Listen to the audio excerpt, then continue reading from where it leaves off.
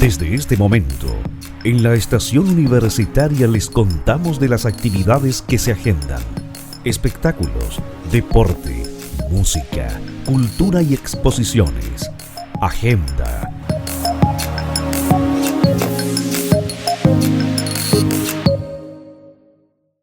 Muy buenos días, ¿cómo están ustedes? Ya estamos viviendo el día jueves 28 de noviembre, estamos en agenda, por supuesto, cada semana nuestras reuniones con la profesora de Historia y Geografía, Patricia Arévalo. Pati, bienvenida, ¿cómo estás? Un gusto.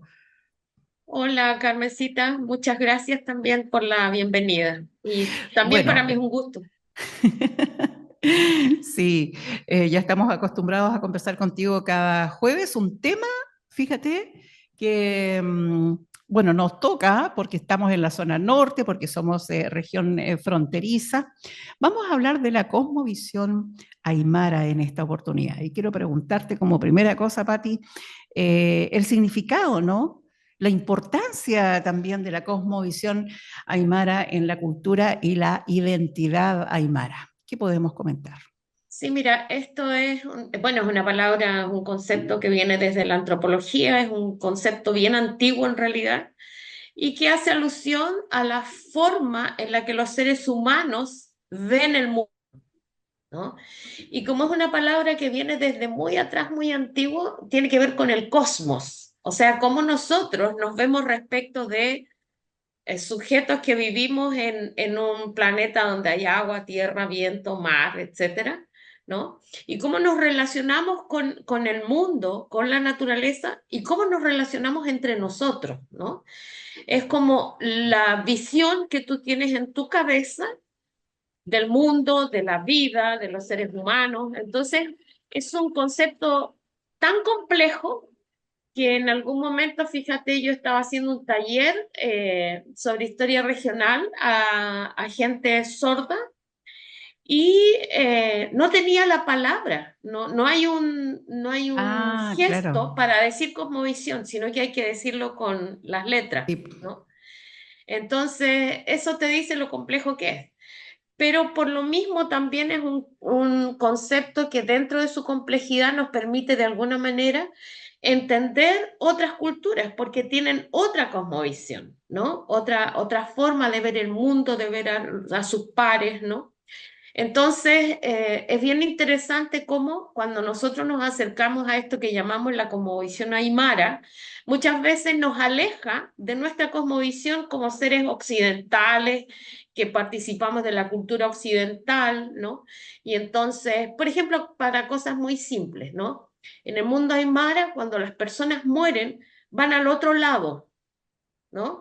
En el mundo occidental nosotros decimos que si tú te mueres, si te portaste bien vas al cielo y si te portas mal vas al Claro, al infierno. infierno.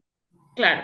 Entonces, esto nos separa, te fijas, son dos cosmovisiones completamente distintas. Aun cuando el Papa, hace un par de años atrás, ¿cierto? El Papa Juan Pablo II dijo que el infierno en realidad no existía, que era una visión que se había construido en la Edad Media para que las personas se portaran bien, ¿no?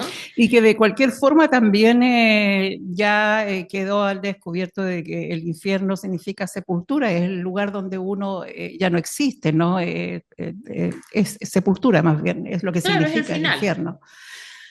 Mira, Patti, ahora cuando hablamos de cosmovisión, ¿cierto? Igual podemos pensar en la naturaleza, en el medio Sí, ambiente.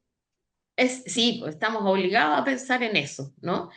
Entonces, por ejemplo, en el mundo occidental se dice que cuando, después que vamos a tocar el tema de la muerte, cuando tú te mueres en el mundo occidental, todo el mundo dice, ah, bueno, en realidad tu cuerpo se lo comen los gusanos, ¿cierto? Hay todo un proceso de putrefacción y finalmente no queda nada, ¿no? Y entonces la frase de la religiosidad dice polvo al polvo, ¿no? Porque supuestamente nos volvemos un poquito un saco de polvo, ¿no? Ujú. Y entonces, y nos vamos otra vez a una visión más compleja, más extrema todavía, ¿no? Desde la astronomía dicen que nosotros somos polvo de estrellas, ¿no? Y entonces cada uno de nosotros tiene algo de esa explosión gigante que ocurre, ¿no? Y que queda sobre nuestro planeta. Y lo que nosotros hacemos cuando vivimos como seres humanos y estamos vinculados con el sol, con la tierra, con el agua. Finalmente tomamos parte de ese polvo de estrellas, ¿no? Y en el mundo, la cosmovisión indígena en general, las cosmovisiones indígenas, ¿no? Que no alcanzaron a tener una percepción completa o acabada del universo, de la generación del universo, en general la cosmovisión de los pueblos indígenas es que una vez que nosotros vamos a morir, ¿no? Nuestra alma se va a vincular con el medio ambiente, con la naturaleza, ¿no? Y se dice que tú vas a reencarnar y vas a ser otra alma viva. Puede ser un animal, una planta, ¿no? Y entonces existe este concepto que viene también desde otras religiosidades o desde otras cosmovisiones en la reencarnación, ¿no? Y entonces cuando uno tiene esta visión, ¿no? Muchas veces el mundo occidental es la muerte del final. Y en la cosmovisión de los pueblos indígenas es que es el principio de otra cosa, ¿no? Y entonces cuando nosotros nos acercamos o nos sentimos parte de estas nuevas formas de ver el mundo, ¿no? Muchos occidentales se han acercado a la filosofía oriental, ¿no? Y entonces el budismo, el sintoísmo, ¿no? Lo que nos permite de alguna manera entender o comprender que la muerte no es el final, sino que es otra forma, ¿no?, de vida, ¿no?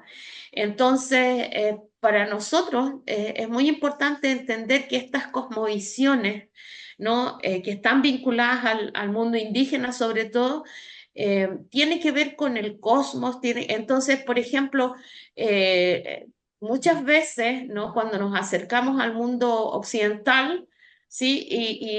Y entonces queremos ver parte de nuestra cosmovisión, nos vamos hacia la astrología, ¿no?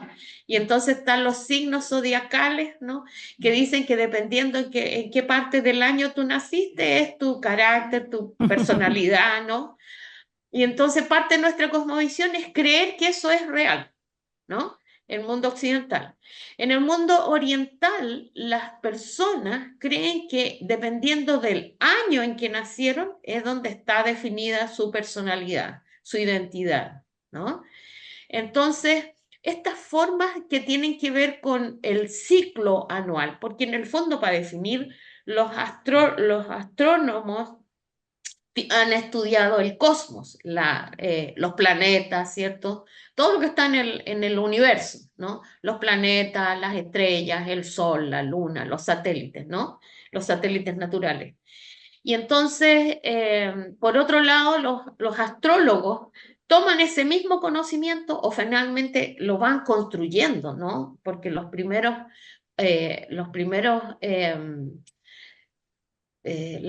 formas de astrología aparecen más o menos hace 6.000, 7.000 años atrás, ¿no? Y algunos conceptos dicen que desde la astrología es más atrás todavía, más antiguo, ¿no? Piensa tú que cuando nuestros chinchorros estaban momificando, en Europa estaban dando paso a este cúmulo de información, ¿no? Y entonces había que mirar, ¿no?, en qué año, en qué parte del año tú habías nacido para que estuviera definida tu personalidad, tu identidad, tu forma de ser. En Oriente, ¿no?, está el zodiaco chino, ¿no?, que dice que dependiendo de en qué año naciste, ¿no?, es el animal que de alguna manera rige tu identidad, tu personalidad, ¿no? Entonces se vuelve muy interesante porque de alguna manera la cosmovisión, esta cosmovisión que nos aterriza y nos dice cómo eres, parte de un estudio del cosmos, ¿no?, del universo. Hay una persona que ha hecho unos trabajos muy bonitos sobre esto, ella es antropóloga, se llama Patricia. Están sus trabajos en internet, ¿no? Y en algún momento fue muy entrevistada, ¿no?, en algunos programas, porque es una persona que logra conjugar la cosmovisión occidental con las cosmovisiones indígenas y con las cosmovisiones orientales, ¿no? En el mundo oriental todo está dividido a través del yin y el yang en lo positivo y lo negativo, ¿no?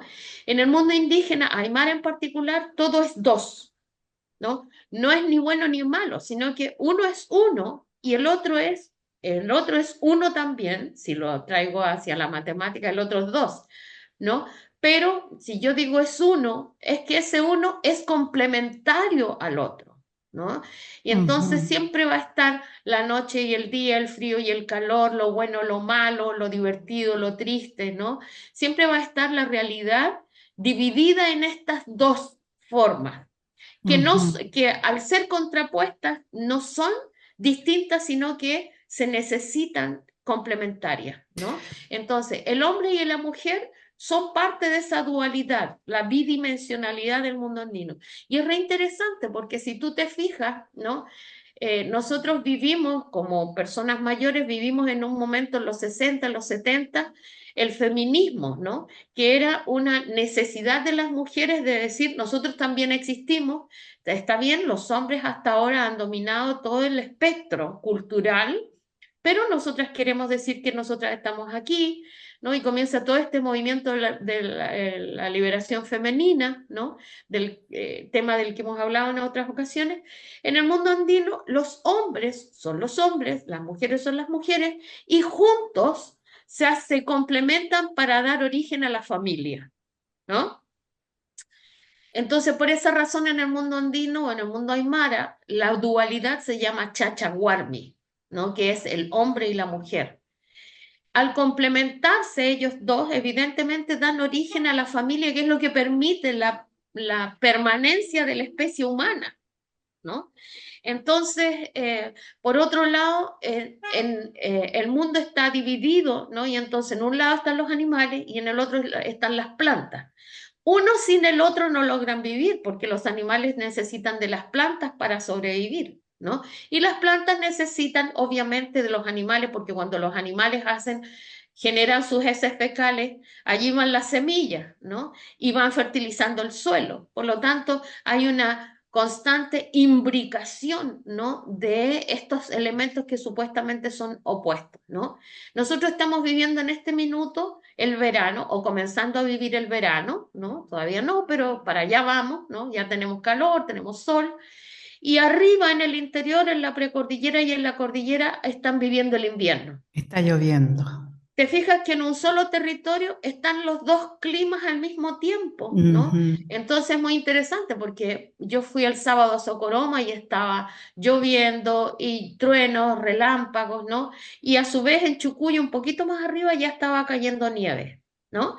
Entonces las personas entienden que las realidades no son una sola, ¿no? La cosmovisión indígena te hace entender que la realidad no es una sola.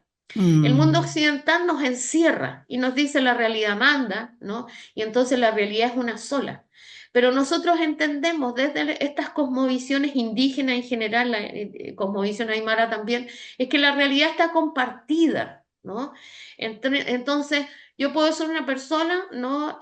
Muy, digamos, puedo ser una persona muy seria, ¿no? Pero en carnaval yo lo paso muy bien, me río, converso y soy otra persona en carnaval, ¿no? Oye, Patti, a propósito, hablando, ¿no? de estas fiestas que son eh, prácticas rituales, podríamos decir, porque el Sí. carnaval pasa a ser eso, ¿no?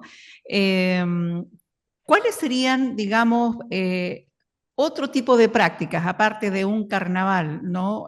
Prácticas y rituales que se realizan en la cosmovisión aymara? Mira, cuando se hace la pagua, ¿no? Me imagino que habrás visto una pagua, hay mucha gente, de nuestros auditores, seguramente muchos han hecho, vivido o visto una pagua. Una pagua por lo general es se tiende, ¿cierto?, en el suelo un paño que representa el universo, ¿no? Y entonces allí va a estar el alcohol, ¿no? Y el vino. No son, son distintas formas de alcohol, son distintas, pero el paguador bebe un poco del alcohol y bebe un poco del vino, ¿no? Trayendo esas dos energías sobre su cuerpo, ¿no? El vino trae, evidentemente el vino trae la bonanza, ¿no? De una tierra que se prodiga y que entrega la uva para finalmente hacer el vino. Y por otro lado está el aguardiente que es en algunos casos la misma uva o la caña de azúcar, que se expone directamente al sol y esa alta temperatura genera, por lo tanto, ¿cierto? Un alcohol distinto del vino. Entonces el paguador toma de los dos, ¿no? Y muchas veces también se usa tomar el vino y el alcohol tirarlo hacia atrás, porque va a caer directamente al suelo, ¿no? Por otro lado, se hace una pagua, ¿no? Que es una petición, ¿no? Un permiso, eso es una pagua, un permiso, ¿no? Que se le pide a la tierra, a todas las divinidades tutelares, al sol, a la tierra, al viento, al agua, ¿no? Para, para que lo que vaya a ocurrir en adelante sea con el permiso de todos estos tutelares, ¿no? Y entonces ocurre ahí algo bien interesante y es que a los tutelares se les pide permiso, ¿no? Y aun cuando en mi visión occidental yo no veo el viento, no tengo el agua, no tengo la montaña, Eso es ¿no? parte de la creación nomás, Claro, claro, pero no los tengo ahí, no el existen. creador. Claro, y en el mundo aymara, cuando yo hago esa mesa, yo tengo todos esos elementos presentes, ¿no? Y lo riego además, en lugar de regarlo con agua, que es pródigo, lo riego con hojas de coca, ¿no? Que es la hoja sagrada de los Andes, ¿no? Claro. Entonces, para nosotros es muy interesante el cómo hay rituales, por ejemplo, mira, hay un ritual muy bonito que yo vi en una oportunidad, unos estudiantes iban a trabajar con herramientas, ¿no? Y entonces en un campo de cultivo, en unas terrazas, y se hizo una ceremonia pidiéndole a esas herramientas que no le hicieran daño a los estudiantes que iban a trabajar, ¿no? Entonces, es un ritual en el que se entra en la conciencia de ese instrumento, ¿no? Para que no dañe, se le pide que no dañe a los estudiantes, pero por otro lado están las herramientas que uno desde el mundo occidental, bueno, dice que van a hacer estas herramientas, o sea, es metal, los palos son madera, ¿no? Que es algo absolutamente concreto, real, y que por lo tanto para nosotros desde el mundo occidental eso es improbable, ¿no? Que el mensaje vaya a entrar al metal. Y sin embargo, efectivamente fue así, ¿no? No hubo ningún accidente, no hubo ningún estudiante dañado por las herramientas. Entonces uno termina de pensando, bueno, si yo, y ahora yo te lo digo desde el mundo occidental, si yo opero con fe, con la fe, ¿no? Yo he visto expresiones en Occidente de fe profunda, ¿no? En algún momento yo conocí a los papás de las niñas que murieron en el accidente arriba, más arriba de Chucuyo, Sí, ¿te de un acuerdas? colegio. Un colegio de Santiago. Yo conocí a esos papás y la verdad es que ninguno de esos papás lloraba por la pérdida de esas hijas, sino que más bien había incluso gozo en esos padres porque esas niñas se habían vuelto ángeles protectores de la familia. Y entonces la fe te permite creer que después de la muerte hay una posibilidad, ¿no? Que va más allá del cuerpo, que va hacia el alma, ¿no? O hacia el espíritu, como dicen algunos, ¿no? Entonces, estas Podríamos decir cosmovisión, entonces de que existiría cierta relación, ¿no? En esta cosmovisión con la sociedad contemporánea que es la nuestra. sí, básicamente nos unimos en el concepto de la fe. Y ese concepto viene desde la religión. Fe es creer, ¿no? Y religión, como lo hemos dicho otras veces, religión quiere decir religare, volver a unir el espíritu humano con el espíritu de la naturaleza, ¿no? Halloween nace como una necesidad de enseñarle, ¿cierto?, a los niños que en los bosques, en esa época del año, ¿no?, que es en octubre, pululan las almas, ¿no? Y entonces por esa razón en Europa, ¿no? Para Halloween se visten de monstruos, se disfrazan de cosas feas o extrañas que representan estas almas que están distribuidas, ¿no? Y bueno, hay las animitas, ¿no? Las animitas que están en todas las carreteras son patrimonio chileno, ¿no? Porque hay muy pocos países donde se replica esta costumbre. ¿Las La han definido animita, como patrimonio nacional? sí, No sí, lo sabía, Pati. sí, sí. Entonces cuando se hace un camino, se puede mover la animita tal vez para que el camino quede correcto, pero no se puede eliminar, hay que ponerlo un poquito más allá, ¿no? Mira.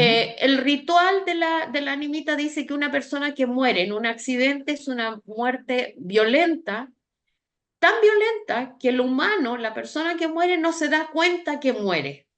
Y su alma entonces está dando vueltas, ¿no? Vive ahí, se queda ahí en ese espacio, porque no sabe que tiene que ir o a su casa con sus personas, digamos, con su familia, o irse al cielo o al infierno, irse al otro lado, ¿no? Entonces, para que esa alma no esté dando vueltas, no ande en pena, como se dice, se construye esta casita, ¿no? Para que esa alma pueda estar dentro de esa casita. Por eso los deudos van y le ponen flores, en algunos casos ponen incluso un arbolito y todo el que pasa por ahí le pone agüita, ¿no? Entonces, para nosotros, claro, los que no tenemos una animita pendiente, no tiene ese sentido ni esa preocupación. Pero tú verás que hay animitas en Arica que son famosas, ¿no? Como Claro. la que está frente, o muy cerca del Liceo A5, ¿no? Eso es en Chacabuco, con General Lagos, me parece. Esa animita era famosa porque todo el mundo iba a pedirle favores, ¿no? Porque como esa persona que murió violentamente, ahí por ahí pasaba el tren, ¿no? Y entonces el tren arrolló a esta persona, murió violentamente, y entonces como esta persona pulula, ¿no? Entre, o vaga entre los vivos y los muertos, ¿no? Él puede interceder, ¿no? Esa persona puede interceder, ¿no? Y pedir por nosotros para que Y entonces yo me acuerdo que había mucha gente que iba a pedir, qué sé yo, que le fuera bien en el examen, que le fuera bien en salud, ¿no?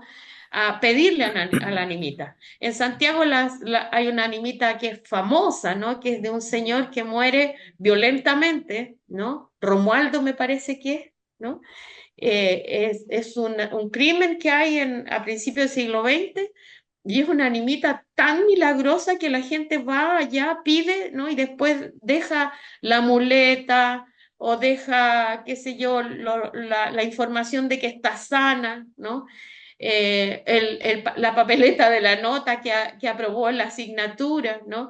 Entonces, eso es fe, ¿no? Es creer en esta regla de la naturaleza que dice que nosotros somos cuerpo y alma y espíritu, como decían los Oye, griegos. Patti, finalmente, ¿cómo se puede fomentar, digamos, ayudar a tener un diálogo intercultural entre la cosmovisión aymara y otras cosmovisiones y culturas?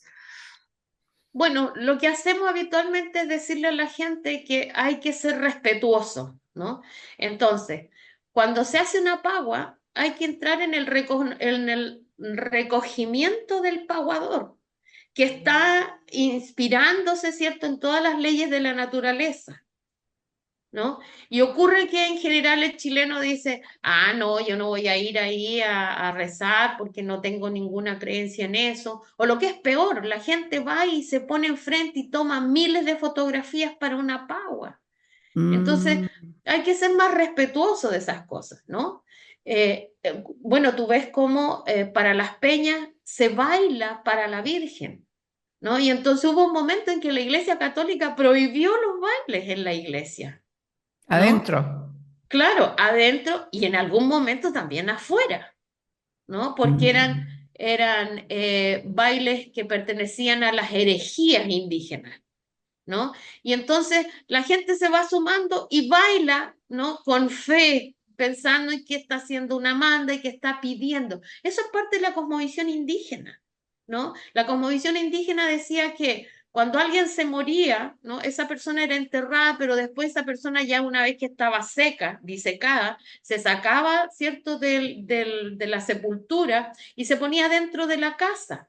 Y dentro de la casa se le hablaba, se le pedía, igual que las momias chinchorro, ¿no? El cuerpo momificado también pasaba a ser un Claro. tótem, una divinidad, ¿no? Y entonces, claro, nosotros en realidad desde nuestra cosmovisión occidental son cuestiones que no tienen lógica, pero por lo mismo no son nuestras, pero tenemos que respetarlas, ¿no? Y entonces, después que muere un abuelo, 8 días después se quema todo lo que le pertenecía a ese abuelo o abuela. ¿Por qué? Porque para que él no esté dando vueltas y ande todavía acá buscando sus cosas, se ponga su ropa, se ponga sus zapatos.